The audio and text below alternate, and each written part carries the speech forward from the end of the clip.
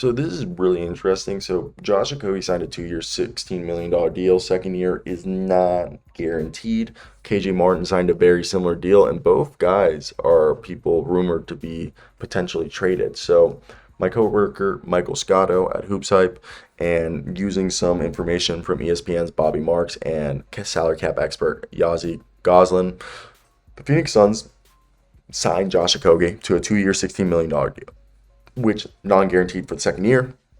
Okogie gives them an inflated salary in a contract structure to be able to use as a potential trade chip. And the thing is that Okogie, unlike KJ Martin, because of them being in the second apron, cannot be aggregated with other players. It can only be a decreased payroll in trade because of that second apron. So what does that mean? He would have to be traded for someone making $8 million less, or less than 8 million. So that would be Kelly Oubre. I guess, yeah, Paul Reed, because they picked him up on waivers. Vasi Micic, like Vasilia Micic.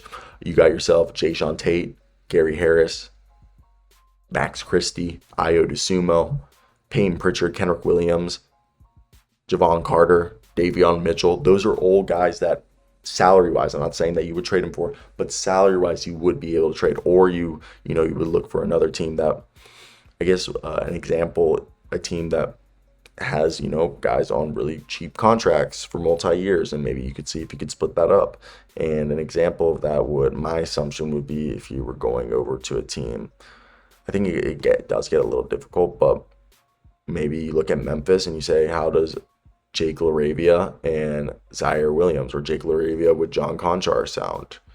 Because I believe John Conchar is making at this point, what? Conchar, I know he's making money, 6.1. Oh, I don't think you get Jake under there, but you get what I'm saying. You mix and match two guys, which wouldn't be the end of the world. And another example of that would be if you called up like the New Orleans Pelicans and you're like, how does Jeremiah Robinson Earl and Matt Ryan for Josh Okogie sound? And maybe they say yes, and that works out.